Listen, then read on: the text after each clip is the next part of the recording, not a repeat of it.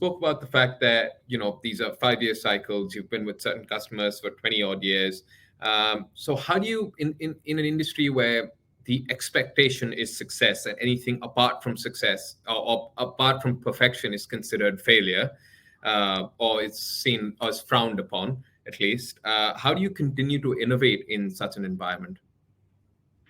Couple of things. One is it's about attitude and also discipline.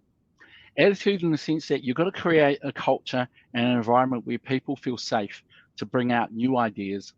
With technologists, part of being a technologist is a natural curiosity about new things, about new ways of doing things. And so creating an environment where people can bring those ideas to the table, have them heard out seriously, seeing that the discussion is genuine, and then filtering out the good ones, and then for further investigation, and then seeing them followed through is a big part of an attitude thing. Second thing is that natural curiosity means that there's always new things coming along. And often, when you chase too many sheep, you often don't catch any sheep. And so part of it is discipline. The discipline to be able to have a process that vets through these things, but follows through on them and isn't being distracted by every new thing that keeps coming along, Part of the evaluation process is to be able to say, is this going to be a significant enough change for us to let go of something that we're already looking at in order to look at this? Because nobody has limitless resources to be able to look at new ideas. So that's a big part of it. And so then you've got to design your technology platforms to be able to incorporate these new technologies without having to do a complete rewrite of the underlying infrastructure. And that's a part of the technology strategy game. And, I've got to take my hats off to Paul Stevens, our Chief Technology Officer. He's a genius at that kind of stuff. Thinking about the longer term, making some strategic technology decisions that can allow us to innovate. Because if you do things in a too rigid way, it means that you can't incorporate new things because you're too worried about busting things or having to do significant rewrites in order to accommodate something. And that makes it so that the investment in new technology becomes unreasonable, and then you're stuck. You can't innovate. So, well, on the same line, can you give us like an example or two that, recent innovations or developments that you've had that have sort of, been an important part of the ongoing process of getting better, I guess, as a company? Well, there's two ways of looking at it. One is technology. We were one of the first to create e-ink displays, right? We could see that our customers had a need for providing electronic displays on suburban bus stops where there's relatively low foot traffic. But people still needed it. And these were in the days when smartphones weren't commonly owned. So we would, and e-ink displays have become more popular over time. And we've decided that's not our core business. So we ended up deprecating those e-ink displays and becoming a reseller. So that kind of leans into that whole partnership thing that we're going to touch on later on. In fact, we could touch on it now. One of the innovations really is about realizing that with the convergence, it's not possible to do everything for everybody across the entire technology space. So we build quite a large network of partnerships with third-party technology providers. We have a review process. We evaluate them. We develop the evaluative criteria pretty early on in the piece. We scout them out. Part of it is looking at not only the capability of their technology, but also their track record and their staying power. Because if we're going to partner with them, we don't want to have to do it every too frequently.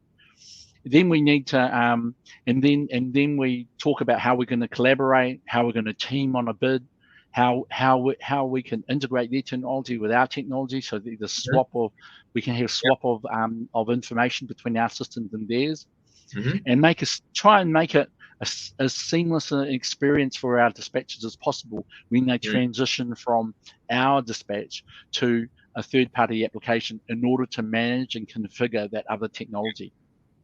Yeah. And that's a big part of one of our improvements. The other thing is also getting your head around this whole public sector procurement game. Most salespeople come through private sector. And so it was fantastic to take my entire sales team over to Washington, D.C. to work through an entire course on public sector procurement and all the rules around it and how it goes and how people think in this game and all that kind of stuff.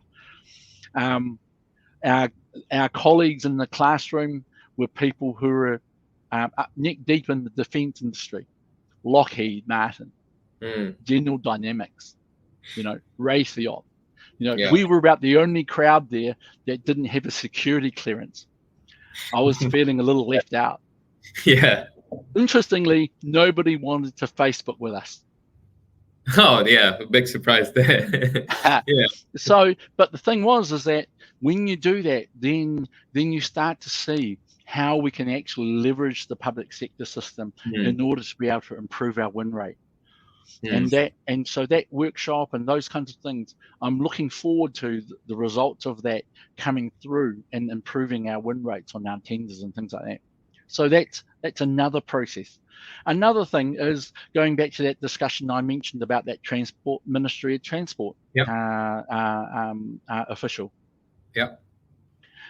One of the things about us as the New Zealanders is that we tend to be quite humble, and we're quite self-effacing. So, we get taught at the dinner table to be modest in what we do and not to be a braggart, But that works against you in business. And so a part of our process that's happening over that begun since I've been here is giving ourselves a voice. We've got a tremendous track record of delivering success for our customers. We need to raise awareness of those stories in our target market. And so that means becoming much more intentional about our investments in marketing, in sales training, investing in our staff, lifting our game in technology development, improving our disciplines and right across the board so that we can get that reliable customer success and improve on it even more than what we already do. Yeah. So that's where we're headed. Yes, that's a good sort of bow tie around a brief on future plans and growth and where you want to go. Are there any other sort of, apart from stronger marketing, a more robust approach to your sales, an obvious organic sort of growth as well, continuing development in your technologies? Well, we have expertise that differentiates us quite a lot from our competitors. For example, we pioneered a technique called bay allocation. We had a client who said to us, we've got 25, 30 plus bus stops in our CBD. The idea of mixed mode, high-rise developments have come, and we'd like to move all our bus stops into the basement of this high-rise. But there's only space there for about 9 bus stops. Can you help us? We said, okay, we'll look into it. And we noticed that actually most bus stops stand empty 95% of the time. Yeah. So we said, we'll develop a system for you that makes it so that as the driver approaches the basement of this high rise, we'll tell him which bus stop to go to. And then we'll trigger public address announcements inside the terminal that's now in the basement of this high rise to tell the passengers to queue up at this particular bay. And then we'll provide him with a visual solution that allows him to line his bus up directly with the electronic doors. And then we'll provide an electronic system so that when he opens his doors, the doors of the terminal will open magically like Star Trek. And then all the drivers, all the passengers could disembark quietly. And because all the terminal passengers who want to board the bus have already pre-queued, they just wait their turn and then they walk straight on, pay their fares and get on. And in that way, when he's finished, when he closes his doors, those Star Trek doors close too. He drives out of the basement, and then the next bus that's coming along gets alerted in the same way, all triggered through a combination of GPS, Bluetooth technologies, optical technologies that are seeing whether the doors open and close, all connected to the PA systems, and those PA systems not only are audio, but also there's braille terminals and things like that, so that people can make inquiry, blind people can make inquiries about where they've got to go and what's going on. So all this, what we call bus station or transit center, intelligent transit systems, is an area that we have relatively unique and rare skills and ability in. So, for example, in Solano County, California, they have a terminal that's really long, several over 150 meters long. We had to design a public address system that could tell the passengers what they needed to do in a way that that the PA system could do it clearly from one end of the transit station to another. So our engineers had a lot of fun working with phase delays on the speakers so that it came across very clearly, no matter where you were on the station.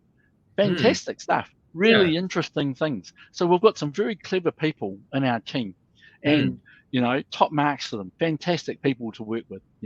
Nothing's a challenge. So that means that we are putting our systems into transit stations all over America to allow people to be able to get this kind of operational process going on, this coordination between the ITS system, the drivers, the passengers, the disembarkation, the working with the with the fare collection systems, the whole works. It's great fun. Yeah, well, you don't really think about, well, I haven't really thought about, all the technologies that goes into when you hop on and hop off and put my card in. You don't think about all the thought that was required and to build all of this stuff. But I can tell you now that when I go home today, when I take the bus, and I'm sure a lot of people watching, when they take the bus, they'll be thinking about all these processes and how the technology and all of these things work. So it's pretty impressive, to be fair. Hey, and if you're using a competing system, every time it drops the ball, think to yourself, they should have bought Connexionz. Exactly. Now, the other thing too is that we've adapted our technology to do ferries. And ferries is a whole new cup of tea because buses, they're on a relatively confined route, In fact, the accuracy of our GPS technologies mean that we can even tell if they're driving on the wrong side of the road, right? We can even tell whether they're at one end of a bus stop to the other end of the bus stop, right? And we want that kind of accuracy because as the bus is leaving the stop, we geo-trigger the audio announcement that says your next stop is 5th and 7th, right? 5th Avenue, 7th Street, right? And so that's happening through the geo-triggering. But on a ferry, my goodness, when you're on a river, you've got you've got other maritime traffic weaving its way in and out of everything, and you've got tides and currents, and so you've got to allow for all that. On top of that, you've got a completely different language, Strangely enough, maritime operators don't like their ferries being called buses, things like that. So you've got to adapt your system to do it. When we were developing it, in the early days, our one of our developers said to me, "Oh, Tony, the ferries come off route. What should I do?" And I said, "Why don't you ring the ferry captain? Ask him what's going on." So he rings the ferry captain. The ferry captain naturally isn't being all that happy about being called up, and he says, "What the heck are you calling me for?" He says, well, sir, we've noticed that on our software that you're off route. And so the ferry captain blows his top and says, well, what do you think I should be doing? There's an aircraft carrier coming down the river. Of course, we're talking about the Hudson River. You'd get out of the way too, wouldn't you? And of course, our developer said, oh, absolutely, you should get out of the way. And so those kinds of variations and situational specifics need to be catered for in what we do. And so that's another string to our bow, to be able to handle ferries, to handle them in a way that makes sense to their operators. Well, that was excellent.